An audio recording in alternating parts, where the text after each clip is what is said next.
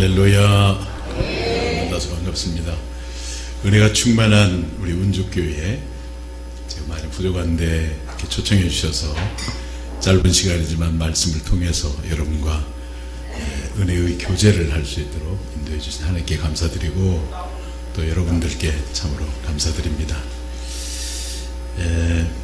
오늘 본문이 기록된 디모데전서는 에베소 교회가 직분에 대해서 혼란이 왔기 때문에 직분에 대한 바른 교훈을 주시기 위해서 사도 바울이 믿음의 동역자요 믿음의 아들인 디모데에게 편지를 쓴 서신이 바로 디모데전서입니다.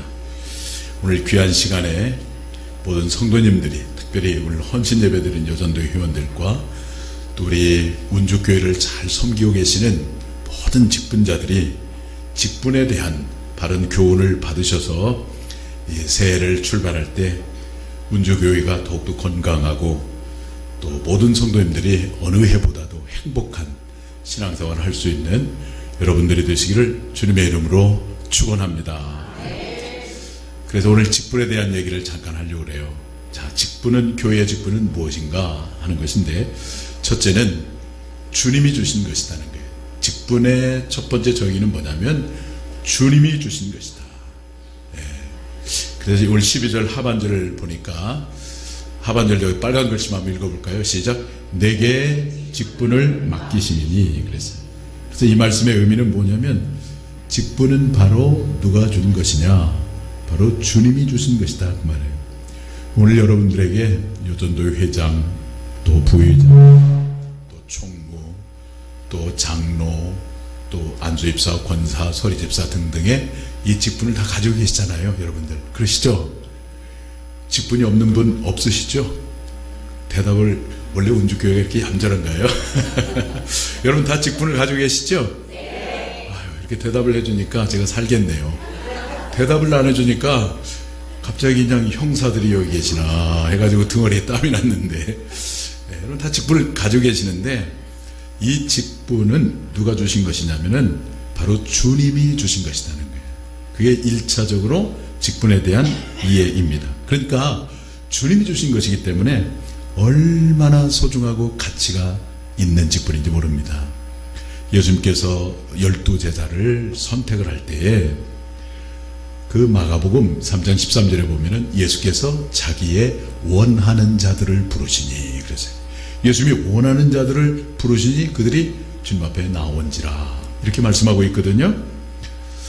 그런데 반면에 마태복음 8장 19절과 20절을 보시면은 한번 읽어볼 수 있을까요? 마태복음 8장 19절과 20절 시작.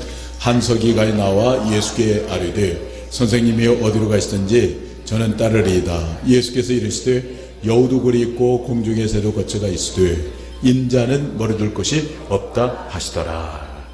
한 서기가 나와서 예수님, 내가 예수님의 제자가 되겠습니다.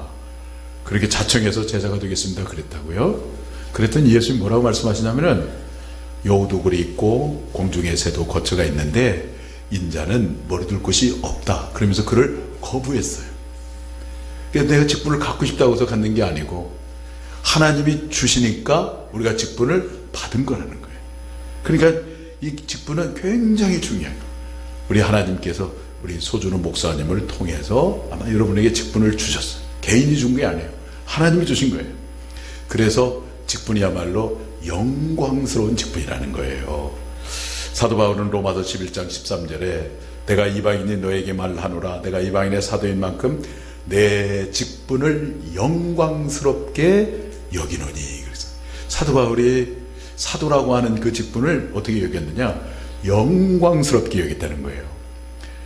바울이 말씀하신 것처럼 오늘 여러분 한 분 한 분에게 하나님 주신 그 직분에 대해서 오늘 여러분들도 영광스럽게 여길 수 있게 되기를 바랍니다. 근데 사도 바울은 그런 그 하나님이 주신 직분을 갖기 전에 그가 가졌던 세상의 직분은 그야말로 너무너무 화려했어요. 나면서부터 사도 바울은 뭘 가졌습니까? 로마의 시민권을 가졌어요. 로마의 시민권을 갖는 것과 갖지 않은 엄청난 차이가 있어요. 우리가 미국에 가도 시민권을 가진 사람과 시민권이 없는 사람은 엄청난 차이가 있듯이 그 당시에는 더 그랬어요. 그래서 사람들이 돈 주고 시민권을 사려고 했는데 사도 바울은 돈 주고 산 것이 아니라 나면서부터 이 시민권을 가지고 있었어요. 뿐만 아니라 가말리알의 문화생으로서 최고의 학문을 가진 사람이었고 또 히브리인 중에 히브리인으로서 다시 말하면 정통 유대인이었어요. 그런데 이 바울이 주님을 안 후에 그 모든 것을 다 배설물로 여기고 배설물로 여겼어요. 그러나 반면에 그 하나님께로부터 받은 사도직은 어땠습니까? 사도직을 받은 다음부터 어마어마한 핍박을 받고 어마어마한 고통을 당하고 돌에 맞기도 하고 유대인에게 핍박을 받기도 하고 이방인에게 핍박을 받기도 하고 감옥에 갇힐 뻔도 알고 죽을 고비를 얼마나 많이 느꼈는지 몰라요. 하나님 주신 직분을 받은 까닭에. 그런데 그럼에도 불구하고 바울은 그 직분을 어떻게 여겼다고요? 영광스럽게 여겼다고요. 영광스럽게. 왜? 사람이 준 것이 아니라 만물을 창조하시고 운행하시고 주관하시는 살아계신 하나님께서 주신 직분이기 때문에 그걸 귀하게 여겼어요. 영광스럽게 여겼다고요.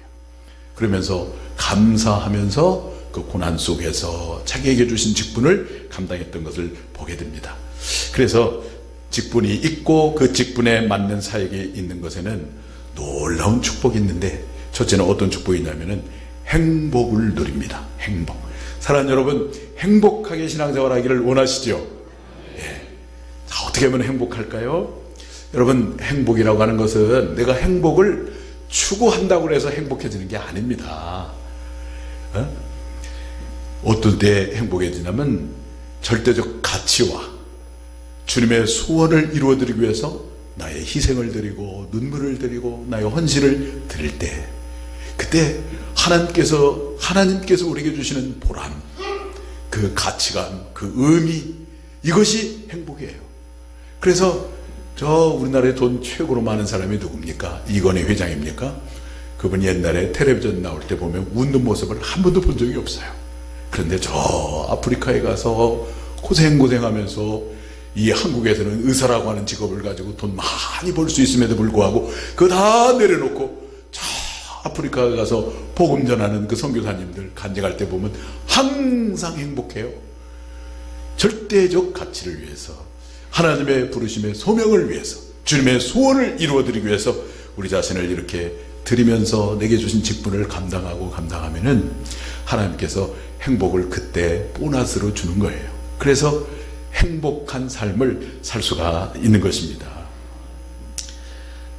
한 번은 제가 주유소에서 이제 차에 기름을 넣었는데 그 일하시는 분이 굉장히 좀 점잖은 분이시더라고요.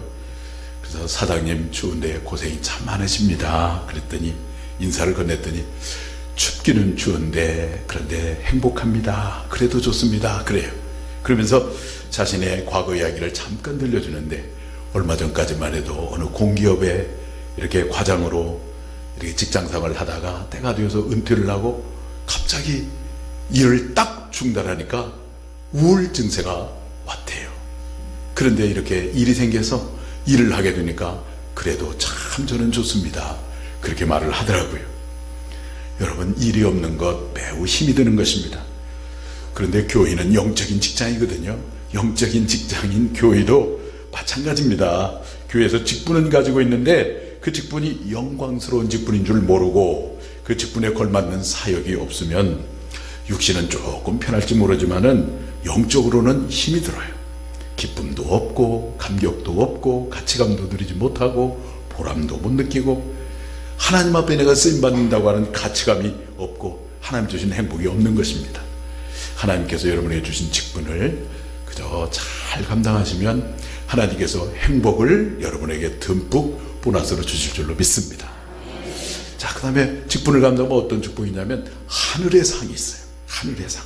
따라서 한번 해볼까요? 하늘의 상.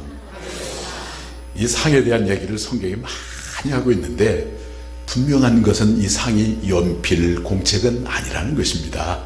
그럼 물리적인 상은 아니에요. 어떤 사람은 상급 무용론을 얘기하는 사람이 있어요. 아니, 천국에 상급이 있다면 천국에도 계급이 있단 말이냐? 그게 맞는 말이에요. 천국에 무슨 계급이 있겠어요? 근데 그럼에도 불구하고 예수님도 상에 대해서 말씀하셨고, 요한계시록에도 죽도록 충성하라, 그러면 생명의 관을 주리라 말씀하셨고, 사도 바울도 상급에 대해서 말씀하셨고, 법대로 경기하지 않는 자는 상을 얻지 못한다고 말씀하시고, 내가 믿음의 선한 싸움을 싸우고 달려갈 길을 다 달려가고 믿음을 굳게 지켰으니 이제 후로는 나를 위하여 의의 면류관이 예비되었으므로, 면류관에 대해서 말씀하시고, 바울이 기회가 있을 때마다 상에 대한 얘기를 했단 말이에요. 그러니까 성경이 상이 있다고 그러니까 있는 줄 알아야죠. 근데 연필공제 그런 건 아니에요. 사도 바울이 데살로니가 교인들에게 편지를 쓰면서, 데살로니가 성도들아, 너희가 나의 자랑의 면류관이니라, 그렇게 말했어요. 제가 그 말씀 묵상하면서 이런 생각이 들더라고요. 이제 사도 바울이 이제 사역을 다 끝내고 인생을 다 끝내고 천국에 갔는데, 자기 때문에 그 유대인의 핍박 속에서 짧은 기간임에도 불구하고 복음을 왕성하게 받아들이고 신실하게 믿음을 지켰던 데살로니가 성도가 있는 거예요. 전국에 가보니까. 그러니까 얼마나 자랑스럽겠어요. 나 때문에 저 사람이 핍박 속에서 그 속에서도 믿음을 지키고 이제 천국에 와 있는 걸 보고 자랑스럽게, 아마 그것을 생각하면서 데살로니가 성도들 보고 너희가 내가 받게 될 자랑의 면류관이다, 그렇게 말을 했을 것 같아요. 여러분, 우리가 맡겨준 직분을 그저 충성하면 행복해질 뿐만 아니라 하늘의 상이 되는 것입니다. 그래서 첫째는 행복을 누리고, 둘째는 하늘의 상이 있고, 세 번째 축복이 있는데 하나님의 동역자가 됩니다. 따라서 해보실까요? 하나님의 동역자가 된다. 자, 고린도전서 3장 9절을 보시면은 이렇게 말씀하세요. 한번 읽어보겠습니다. 시작.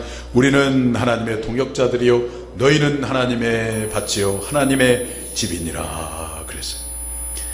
직분자는 동역자로서, 하나님의 동역자로서 하나님께서 귀하게 여겨주실 만큼 참으로 존귀한 신분입니다.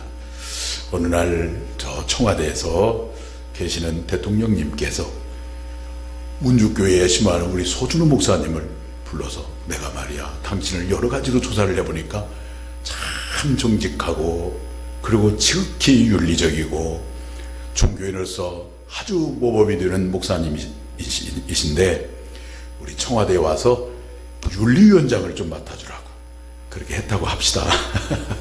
그러면 얼마나 영광이겠어요. 운주교회도 영광이고 그러지 않겠습니까? 그런데 청와대에서 그렇게 불러도 영광일 텐데 청와대와는 비교할 수 없는 하나님 나라의 왕이신 우리 주님께서 여러분들을 부르셔서 직분을 맡겨주시고 나의 동역자라고 여겨주셨다고 한다면 오늘 우리가 얼마나 큰 영광이란 말입니까? 그러잖아요. 그래서 사도 바울은 여러분들이 지금 맡고 있는 이 직분을 천사도 흠모할 만한 직분이라고 그랬어요. 천사도 부러워한다고 그랬어요. 그 영광스러운 하나님의 사역에 함께 동참함으로 하나님의 동역자가 되는 축복, 최고의 축복입니다. 여러분에게 주신 직분, 또 여전도의 직분, 또 항존직이라고 하는 이 직분, 또 서리집사 직분, 구역장이라는 직분, 교회학교 교사라고 하는 이 직분, 이 소중한 직분인 줄 알고 잘 감당하셔서 하나님 주신 행복도 누리고 하늘의 상급도 받고 그리고 하나님의 동역자로서 쓰임을 받는 그런 축복이 여러분 가운데 있기를 바랍니다. 자, 교회 직분은 뭐냐면 첫째, 주님이 주신 소중한 직분이라는 것이고, 둘째는 충성되이 여기셔서 맡겨주신 직분이에요. 그래서 오늘 12절 말씀, 하반절 말씀 가운데 먼저 빨간 글씨만 한번 읽어볼까요? 시작. 나를 충성되이 여겨 내게 직분을 맡기심이니. 자, 하나님께서 여러분들을 충성스럽게 여기셔서 직분을 맡겨주셨다는 것입니다. 사도 바울은 예수님을 만나기 전에 굉장히 그 예수 믿는 사람을 핍박하고 회방하고 그런 사람입니다. 그래서 바울이 늘 고백하기를 나는 죄인 중에 교수라고 그렇게 고백할 정도로 그런 사람이었어요. 예수 믿는 사람들을 잡아 죽이는 것을 거룩한 사명으로 알고 그 일에 집중을 했던 사람입니다. 바울은 그것이 바로 하나님을 제대로 잘 섬기는 줄 알고 그렇게 착각을 했어요. 이런 바울에게 하나님은 그를 부르셔서 사도라고 하는 최고의 직분을 주신 것입니다. 우리 과거도 바울 못지않은 분도 있을지 모르겠어요. 주님을 알지 못할 때 예수 믿는 아내를 막 구박하고 핍박하고 예수 믿는 사람을 조롱하고 멸시하고 교회를 막 비웃고 그런 분이 있는지 모르겠어요. 그렇지만 그럼에도 불구하고 그러한 나를 하나님이 부르셔서 구원받게 하시고 또 충성스럽게 여기셔서, 사실 충성스럽지 않은데 그럼에도 불구하고 충성스럽게 여기셔서 이렇게 회장이라는 직분, 총무라는 직분, 또 장로님이라는 직분, 권사님 직분, 집사님이라는 직분 이렇게 맡겨주셨으니까 이것이 말로 할 수 없는 하나님의 은혜입니다. 이제 우리 주님께서는 나의 과거를 보지 않습니다. 예수 믿기 전 과거를 묻지 않아요. 누구든지 그리스도 예수 안에 있으면 새로운 피조물이라 이전 것은 지나갔으니 보라 새 것이 되었도다. 주님을 만난 후로 내가 섬긴 그것만 보시고 부족하기 짝이 없음에도 불구하고 여러분 한 분 한 분을 충성스럽게 여기셔서 직분을 맡겨주셨습니다. 그러니 하나님의 은혜인 줄 알고 눈물로도 갚을 수 없는 그런 직분이기에 충성하고 또 충성하는 것이 아니겠습니까? 여러분, 직분이란 말은 헬라말로 디아코니아라고 하는데 이게 봉사자랍니다. 봉사자란 뜻입니다. 그 뜻이 뭐냐면은 식당 옆에서 시중 드는 사람이란 뜻이에요. 거기에서 디아코니아라고 하는 말에서 영어로 디컨이라고 하는 집사라고 하는 그런 단어가 나왔어요. 그러면 봉사는 무엇일까요? 봉사는 한번 저 빨간 글씨 한번 읽어보세요. 시작. 대가 없는 일을 말합니다. 대가 없이 일을 하는 게 봉사예요. 여러분, 교회 밖에서 하는 모든 일은 다 대가가 있어요. 교회 밖에서 일을 하면은 반드시 그 돈이 나오고 월급이 나오고 다 대가가 있거든요. 근데 봉사는 대가가 없이 하는 거예요. 교회에서 이 직분에 따른 봉사는 대가가 없이 하는 것입니다. 아멘이시죠? 그냥 맡겨진 일을 충성할 뿐입니다. 그런 충성이기 때문에 하늘에서 생명의 면류관으로 갚아주시는 거예요. 또 두 번째 봉사 의미는 뭐냐면 저 빨간 글씨 한번 읽어보세요. 시작. 배 밑에서 노 젓는 자, 그런 의미가 있어요. 배 밑에서 노 젓는 자. 여러분들이 그 유명한 영화 벤허라고 하는 영화를 보셨는지 모르겠는데 그 배 밑에서 그 죄수들이 한 40명을 죄수를 앉혀가지고 도망가지 못하도록 발에 차쿠를 채워버립니다. 그리고 중앙에 조종수가 이제 북을 둥둥 치면 이 북술에 맞춰가지고 죽으나 사나 이 노를 저어야 돼요. 그럼 전쟁이 일어나면은 그냥 막 백끼리 싸우고 막 불이 나고 그러는데 그때 병사들이 다 살려고 도망가고 그러는데 이 죄수들은 도망갈 수가 없어요. 발에 차쿠에 채였기 때문에. 그러니까 죽는 줄 알면서도 끝까지 노를 젓는 거예요. 봉사라고 하는 말이 바로 그런 것을 말하는 것입니다. 교회의 직분자들은 배 밑에 차고에 묶인 노예처럼 하나님의 은혜에, 예수님의 은혜에, 예수님의 사랑에 매여서 죽을 때까지, 하나님이 부르시는 그날까지 우리에게 맡겨진 일을 충성스럽게 감당하는 사람이 바로 직분자입니다. 그러기에 하늘에서 그의 삶과 죽음을 소중히 보시고 생명의 면류관, 의의 면류관, 영광의 면류관을 씌워주신 것입니다. 이 땅에서 비록 아무런 대가가 없지만 하늘에서 큰 상이 있는 것입니다. 그 하늘의 상을 바라보며 배 밑에 발에 착고에 묶여있는 노예처럼 같이 노를 젓는 것처럼 우리에게 맡겨진 일을 그저 감당하는 겁니다. 할렐루야. 그게 직분자의 숙명입니다. 그런데 그것이 너무 아름다운 거예요. 거기에 영적인 능력이 있는 거예요. 자, 교회의 직분은 무엇인가? 첫째는 주님께서 주신 소중한 직분이고요. 두 번째는 충성스럽게 여기셔서 주신 직분입니다. 그리고 세 번째 한번 읽어볼까요? 시작. 감당할 수 있는 능력을 주시는 직분입니다. 오늘 12절, 오늘 본문 상반절 한번 빨간 글씨 한번 읽어보세요. 시작. 나를 능하게 하신 그리스도 예수 우리 주께 내가 감사함은. 그랬어요.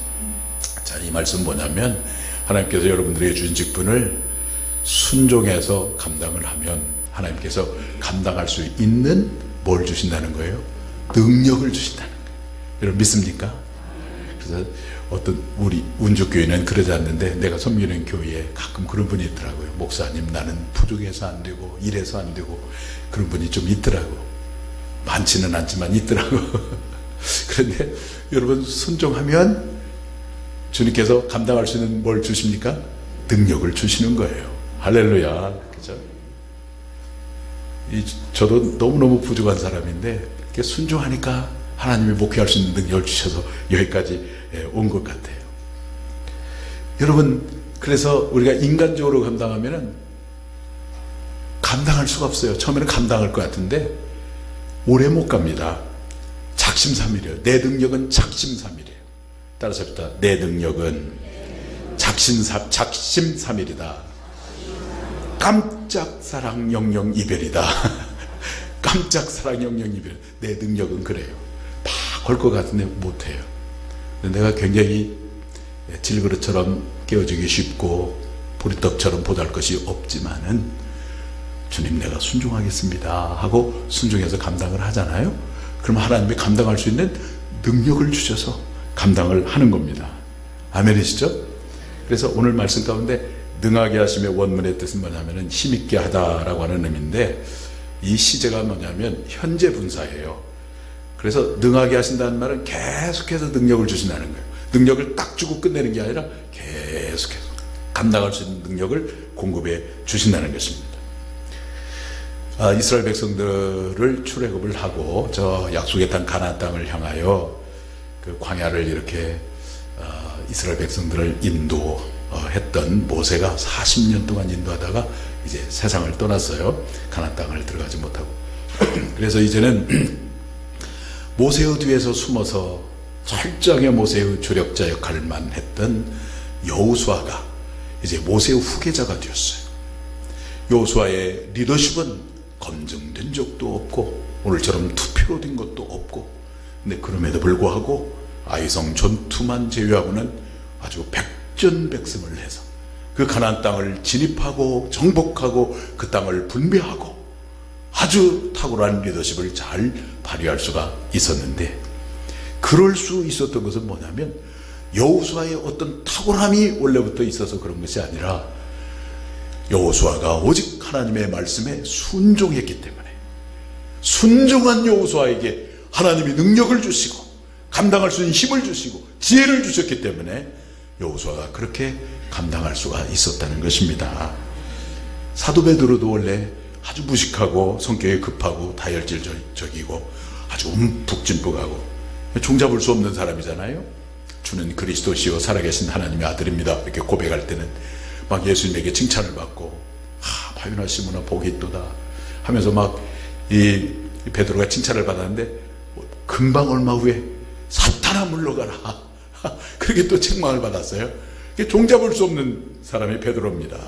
그런데 그런 베드로에게 주님께서 성령의 능력을 주시니까 한 번 설교하는데 3,000명이 회개하고, 또 한 번 설교하니까 그것도 감옥에서 5,000명이 회개하고, 하나님이 능력을 주시니까 이렇게 감당한 거예요. 원래 우리의 능력으로 감당하는 게 아니라고요. 하나님이 능력을 주시니까 감당하는 거예요. 순교할 수 있을 때까지 그렇게 감당하는 능력의 사도가 되었습니다. 우리 자신은 원래는 너무너무 약합니다. 깨어지기 쉽고요. 그렇게 약해요.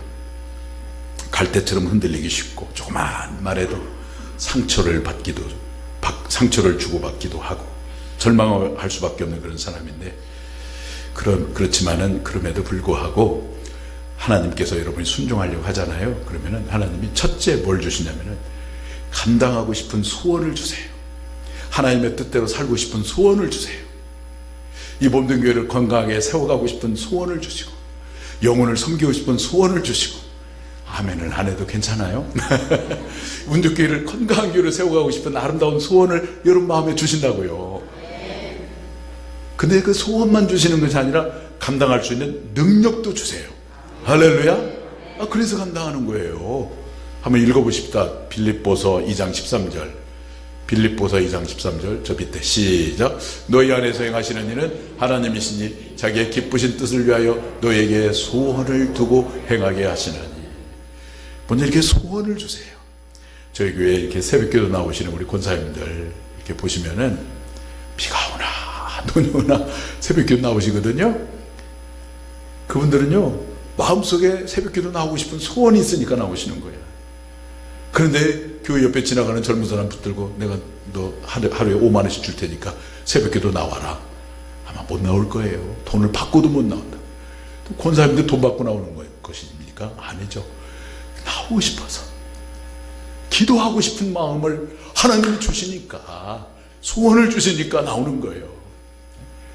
여러분, 우리가 하나님과의 바른 관계 속에서 성령 안에 있으면 여러분 안에서 성령님이 일하시고 여러분 마음에 감동을 주시고 일하고 싶은 소원을 주셔서 그래 기도하게 하시고 어떤 사람을 섬기게 하시고 맡겨준 일을 감당할 수 있는 마음을 갖게 해주시죠.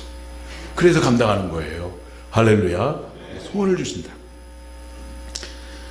마태복음 10장을 보시면은 예수님께서 제자들을 파송을 할 때에 세 가지 권세를 주셨는데, 귀신을 내쫓는 권세도 주시고 모든 병을 치유하는 권세도 주시고 약한 것을 고치는 권세를 주시면서 파송을 했어요. 주인이 일꾼을 보낼 때 그냥 보내는 게 아니잖아요. 연장을 주고 무기를 주고 괭이와 소와 쟁기를 함께 보내듯이 하나님께서 우리로 하여금 사람을 얻고 사람을 살리는 이 직분을 감당하라고 할 때는 그냥 우리에게 감당하라고 하는 게 아니라 감당할 수 있는 능력과 지혜와 모든 것들을 하나님이 주시면서 여러분에게 직분을 주시는 것입니다. 그러니까 이게 중요한 게 뭐냐면은 순종하는 거예요. 순종하면 주님이 역사하세요. 여러분 믿습니까? 순종하면. 네. 제가 아는 권사님이 계시는데, 이 권사님이 그 음악을 전공하시고 이렇게 찬양 주의 하시는 권사님이시고 시립합창단 단무장을 20몇 년째 하시는 분이신데, 제가 새벽마다 무릎을 꿇고 이제 우리 항존직들을 위해서 쭉 이름을 불러가면서 기도를 하다가 그분을 위해서 기도하는데 성령님이 내 마음속에 감동을 주세요.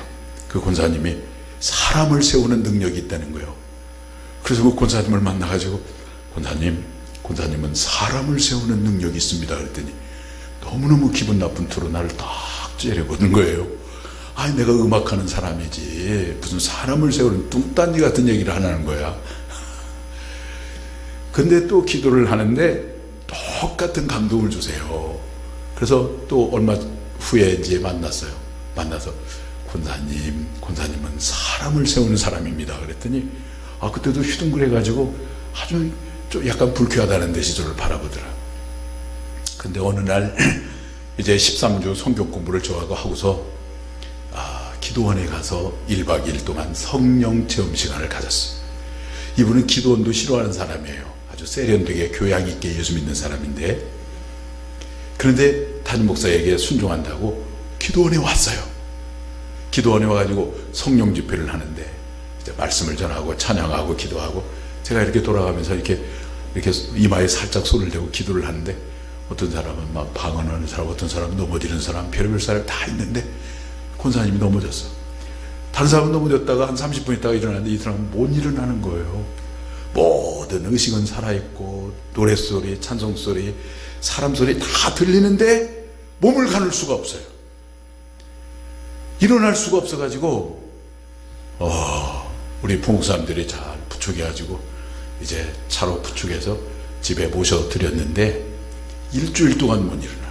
남편 장로님이 걱정이 돼가지고 그래 걱정하지 말라고 때가 되면 일어날 겁니다. 그래서 계속 기도해줘.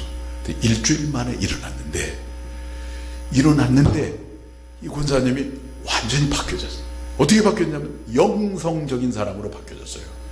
세련되게 교양 있게 막 노래나 하고 이런 크리스찬이었는데 그게 아니라 영성적인 사람으로 바뀌어져 가지고 그날부터 새벽기도를 나오는데, 이분이 직장 다니는 사람이기 때문에 새벽기 나오는 게 어렵거든요. 나와서 1시간 동안 기도를 하는데 소리내서 기도하, 소리내서 간절히 기도하니까 성령께서 역사하셔서 은사가 열리고 방언이 나오고, 그때부터 이분이 원래도 말을 잘했는데 이제 성령을 받아서 말을 하니까 말에 권세가 있어요. 사람을 살리는 언어를 하기 시작하는 거예요. 그래서 새가족들이 오면은 그 권사님에게 붙여주면 새가족들이 반드시 살아나는 거예요. 깨어지려고 하는 부부도 살아나고.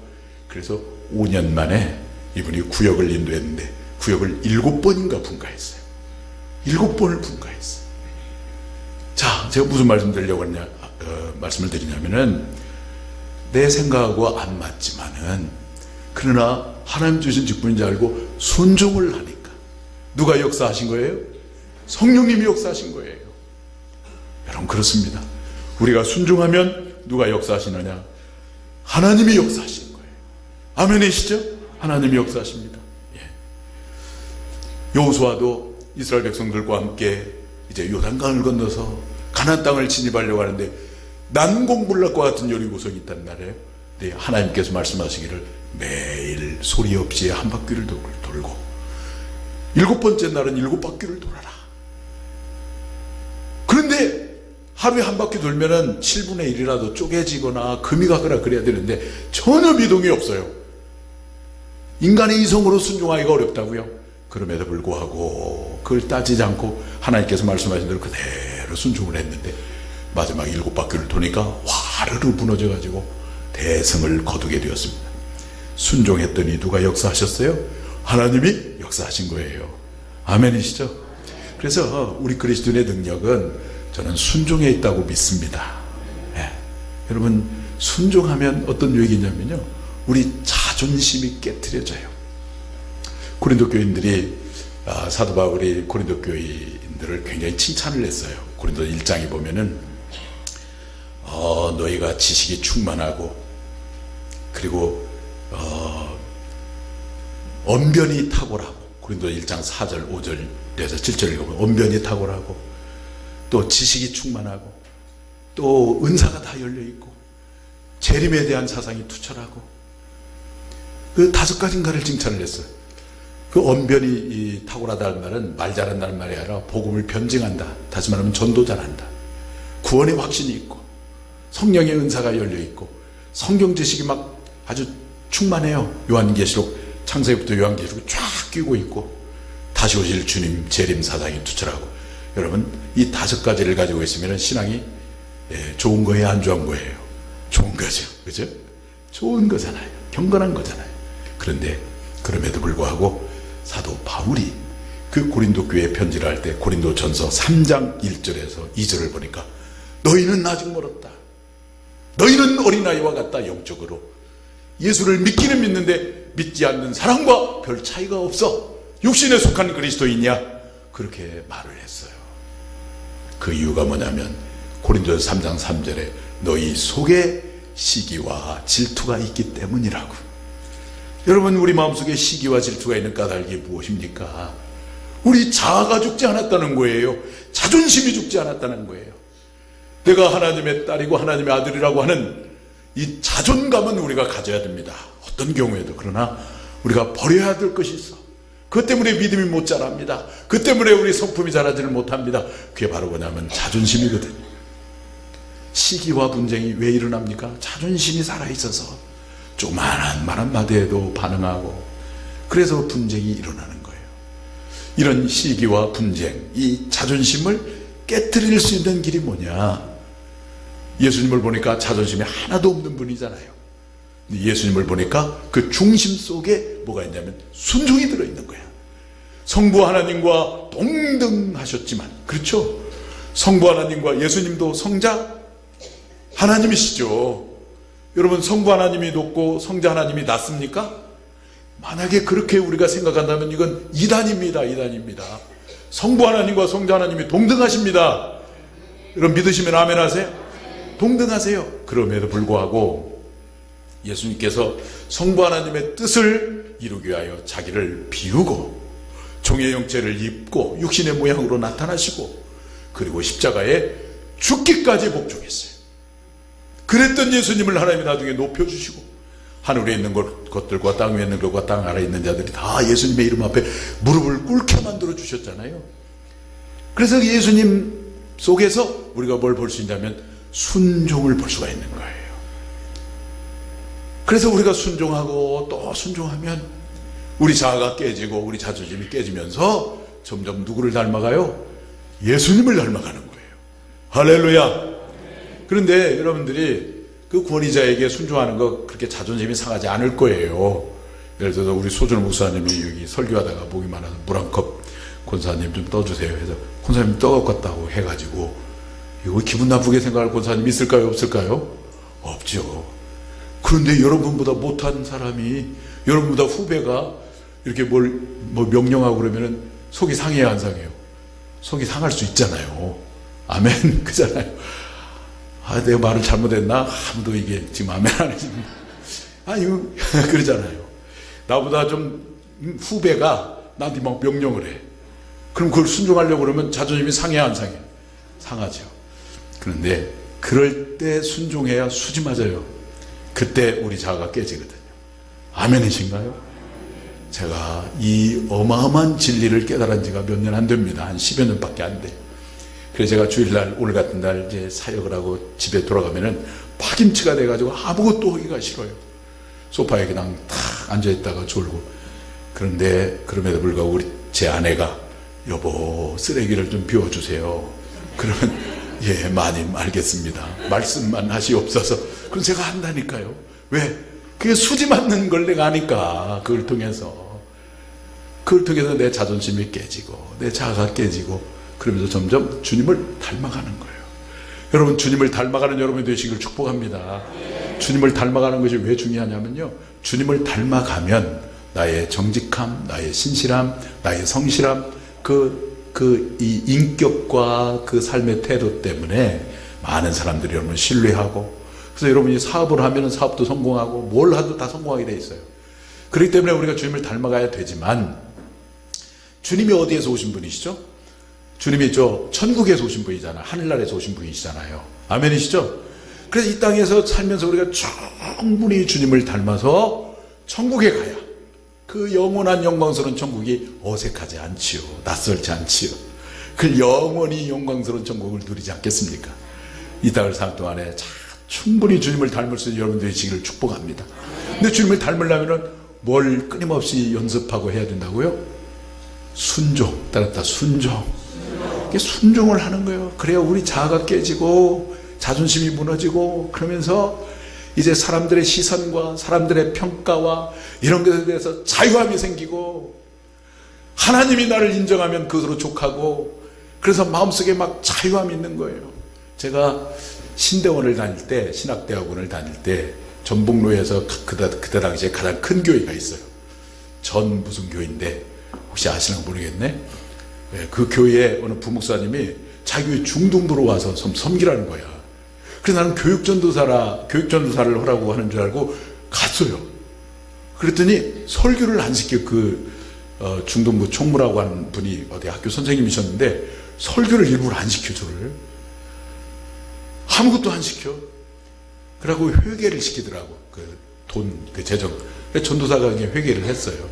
근데 제 아내가 저 임실 신덕이라고 하는 그 곳에 보건진료소장을 하고 있었거든요.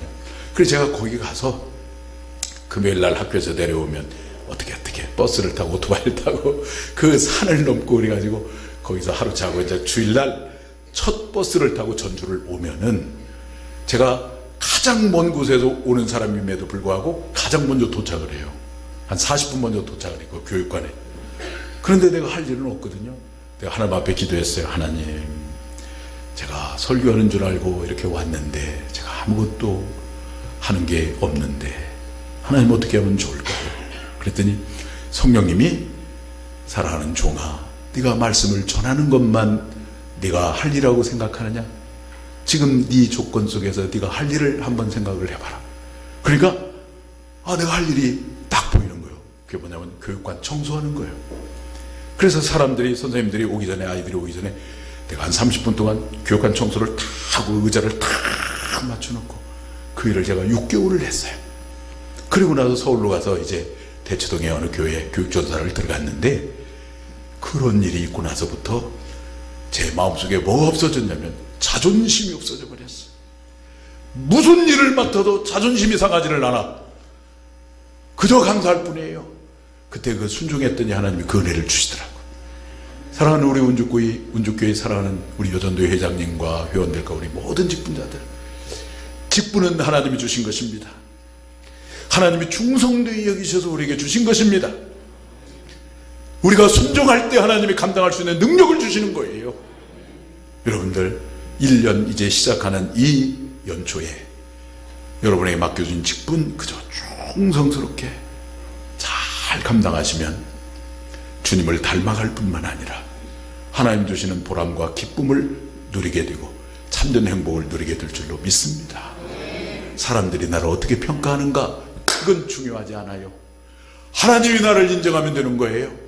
주님이 기억하시면 족하리, 그런 찬송이 있어요. 주님이 기억하시면 족하는 거예요. 하나님 앞에 인정받으면 되는 거예요. 그래서 사도 바울이 어느 날 예수님을 만나고서 자기가 가졌던 모든 것, 인간 성공의 조건을 다 배설물로 여기고 바울이 고백합니다. 내가 그리스도 안에서 발견되려 함이니. 바울의 목표는 분명해졌어요. 이제 사람들이 나를 얼마나 박수를 쳐주느냐, 인정해주느냐, 이건 아무것도 아닌 것입니다. 그 모든 것 다 벗어났어요. 이제 바울의 목표는 한 가지, 그리스도 안에서 인정받는 것, 주님 안에서 인정받는 것, 그것만 바울이 붙들고 살았어요. 그랬던 바울이 2000년이 지났는데 세계 역사를 바꿔놨습니다. 신학성경 13권을 기록했어요. 최고의 신학자요, 목회자요, 선교사가 되었습니다. 사랑하는 우리 운족교회 모든 성도 여러분, 올 한 해를 시작하면서 여러분에게 주신 직분을 그저 충성스럽게 순종하고 감당하셔서 여러분들을 통해서 교회가 더 아름다워지고 건강한 교회가 되시고, 그런 여러분들이 하나님 주신 행복을 누리고 하늘의 하나님 앞에 인정받는 여러분 모두가 되기를 주님의 이름으로 축원합니다.